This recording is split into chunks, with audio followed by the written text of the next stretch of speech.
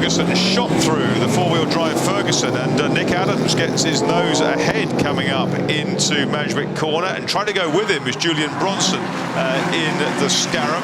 Down at the back it's the Keith. There's the Lancia D50, number 17 Steve Tillack, and round they go, and it's the Bronson Scarab trying to come down the inside of the four-wheel drive Ferguson to four-water. He makes it through. Julian Bronson then it is, and down in third place is the pole man Tony Wood, who's trying to sneak up the inside.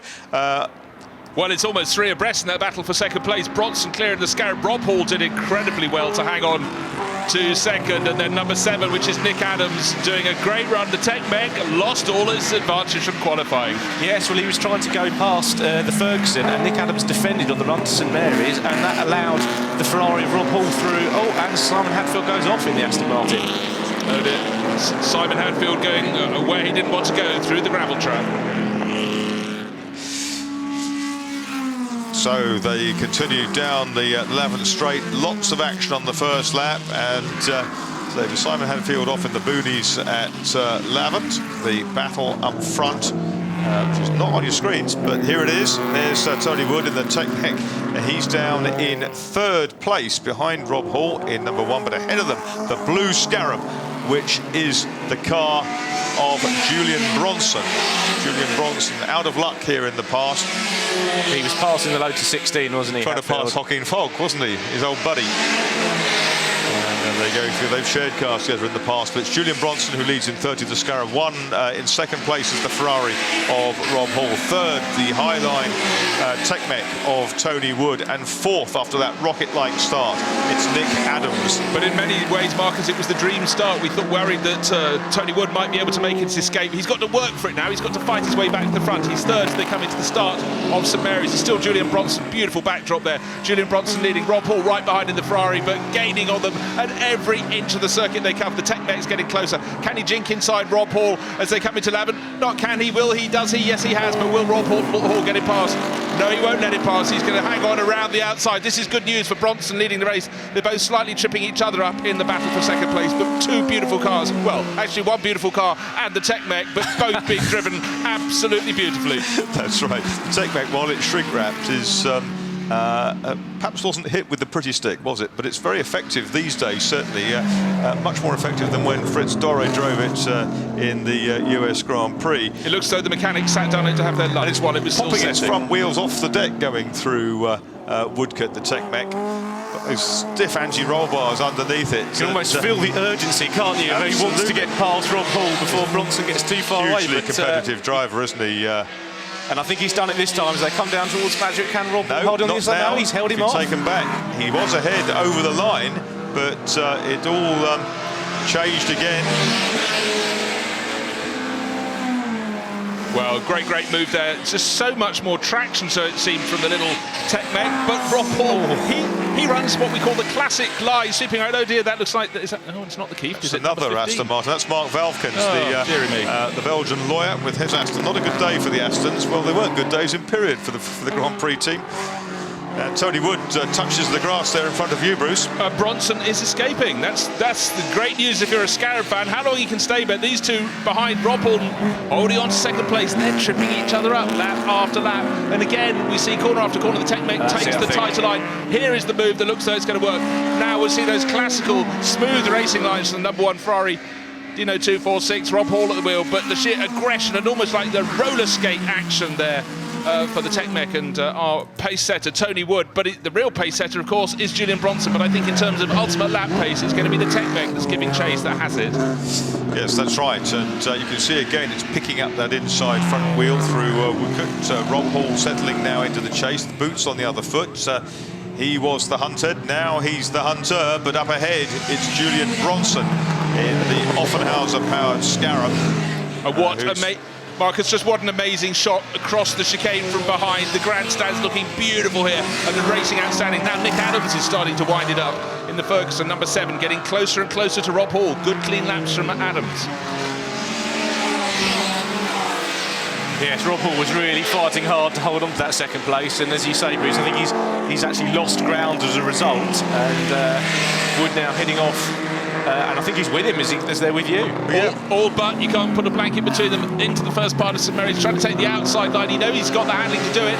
Goes to Tekmek into the lead. Now, will it fold round the other way on the exit? No, such is the grip and handling of the Tekmek that Tony Wood's taken the lead and he's kept it. Julian Bronson will ever be a trier.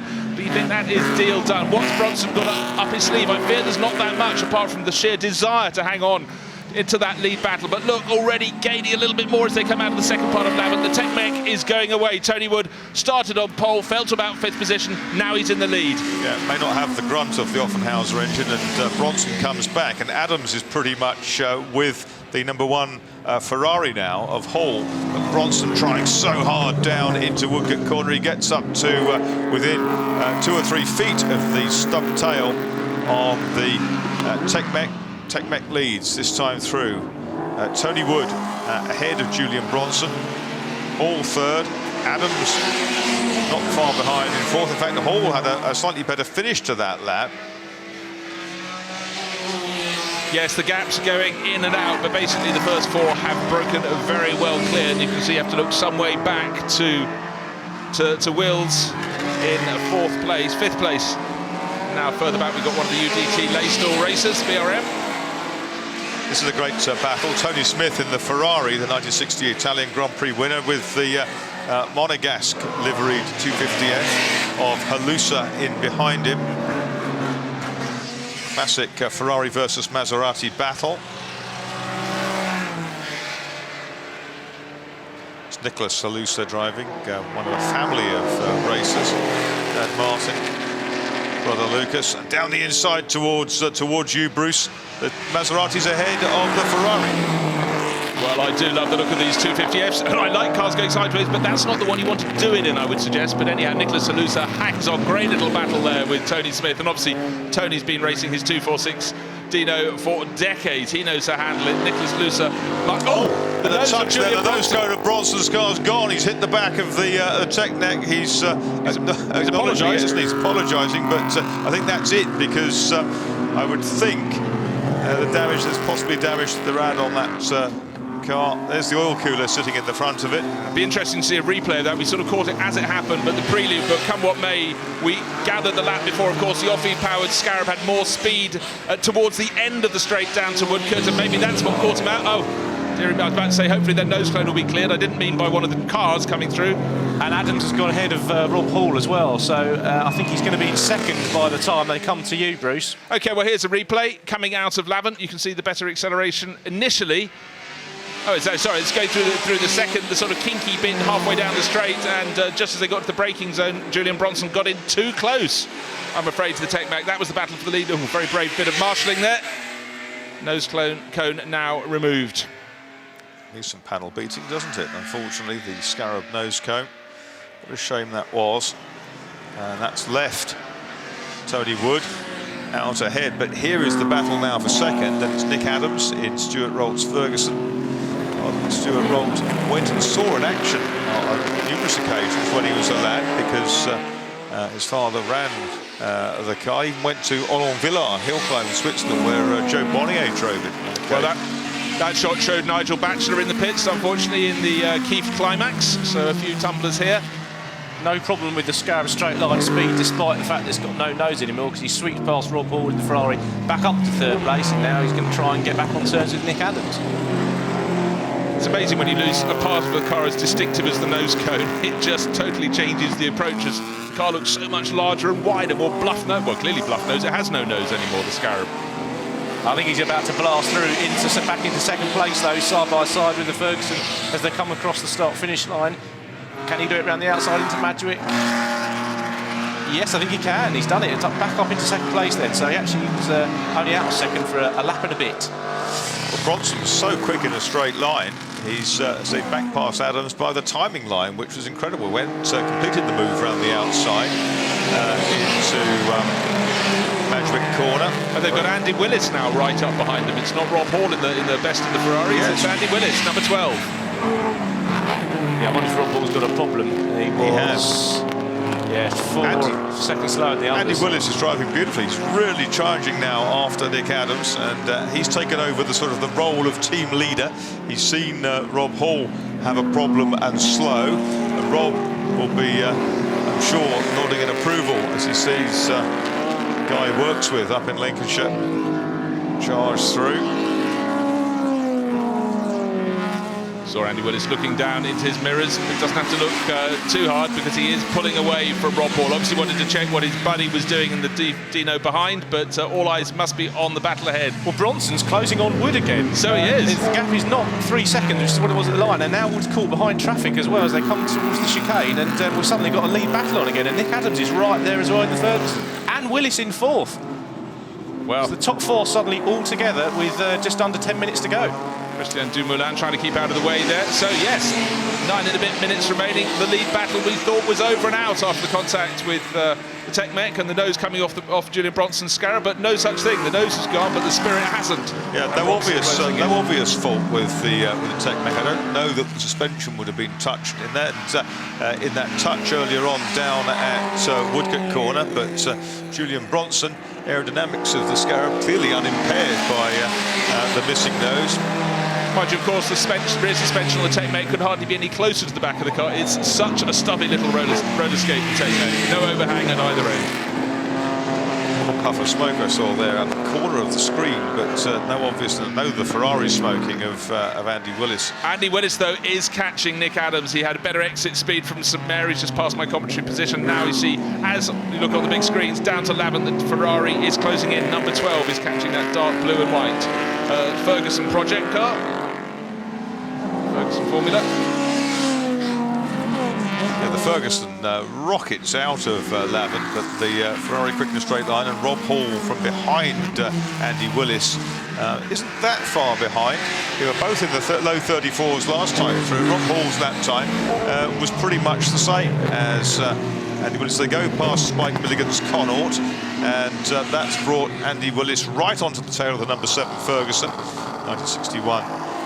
Mark Gold Cup winner, and he's all over. He's monstering the Ferguson, but this is the Ferguson's part of the track where it accelerates really strongly. Up ahead is 1.4 seconds between the leaders, 25, which is Tony Wood, and 30, Julian Bronson. 7 is Nick Adams in 3rd, 1 Andy Willis, and 12 Andy Willis, and 1 is Rob Hall in those matching Ferrari V6s. And then there's really quite a gap, 16 seconds back to 6th place to Joachim Foll-Grossignol in his Lotus. But the real story of this race, Bronson doesn't need a no doubt. Tillak's gone off in the Lancia. Steve Tillak's Lancia spinning into the grass. That's just between the first part of St Mary's and the second, so any long shots will have a threshing machine puffing away behind him. No time to look at that, though. The battle for the lead, Tony Wood still leading from Julian Bronson, just under 7 minutes until the race will come to a conclusion. That's time of plenty for Julian Bronson to get close. We've seen Yoffe has great acceleration down the straights. Now here comes the spin of Steve Tillak. Takes a marker board with him. You'll have to put that back later, sir. That's the Lancia D50. Got it wrong on the entrance to St Mary's. No real damage done, but just spun off and down and the inside, just going spinning past him. Better lap for Wood, and that's Simon Diffie. Simon Diffie in his 250F. I do wonder if there's some oil down somewhere, because the lap times are 5 to 6 seconds off what they were doing earlier on. Yeah, and I tell you what, Simon Diffie went for a little spin and just missed Steve Tillak's Lancia, so something, double wave yellows on the approach to St Mary's. There definitely is something slippery. I can't see a yellow and red flag out yet, but the Lancia being push started. And here's a replay of Simon Diffie going for a slide. You see the golden helmet, and you'll probably get the Lancia D50 in shot in the background. No damage done. Off they'll both go again.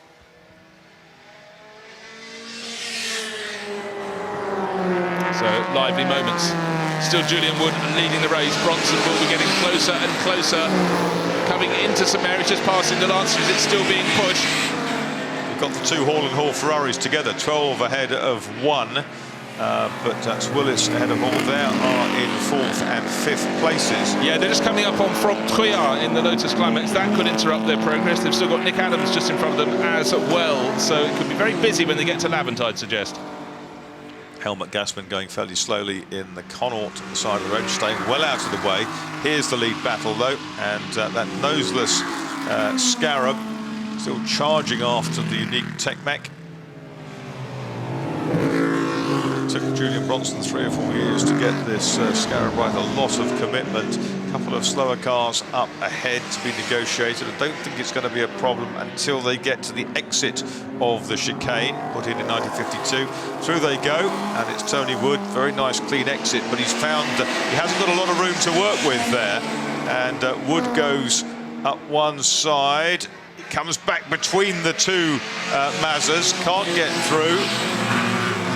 And again, he's blocked, and that may well enable Bronson to get with him. He has a slightly better view of what's happening there. But he's been blocked by the now four blocked. Maserati. He's really frustrated by the number 4 car, which is Jeffrey O'Neill, and he still can't get past. It's almost he's backed off. He's so livid. We just thought it was all going very wrong indeed. Momentum lost for our race leader, Tony Wood, but so much more was lost by Julian Bronson. He'll have to do it all over again. He's still behind the second of those two Maseratis. And time's running out, isn't it? Because that's Klaus Lehr ahead of him in 26.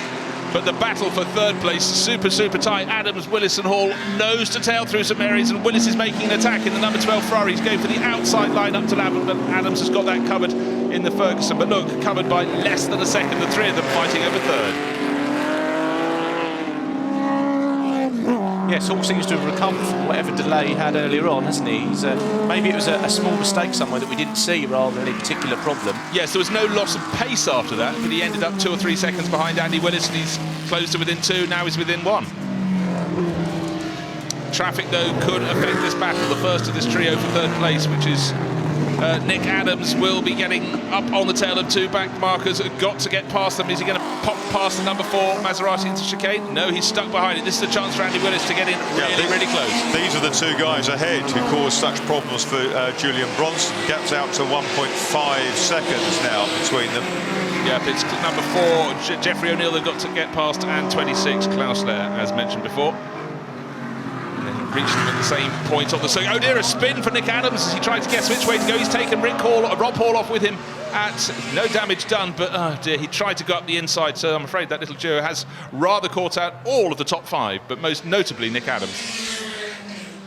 So let's have a look, coming up into Madgwick. Talk us through it, Marcus. Well, he got up the inside. In fact, he touched the grass, didn't he? He was trying to just go for a gap that wasn't perhaps quite there. Rob Hall did very well. Marcus, we've just had Tony Wood spin out of the lead at St Mary's. He's on the grass, smoke pouring from the cockpit, waiting for a change of position. Where's Julian Bronson? Has he gone past? So busy looking at Tony Wood on the grass.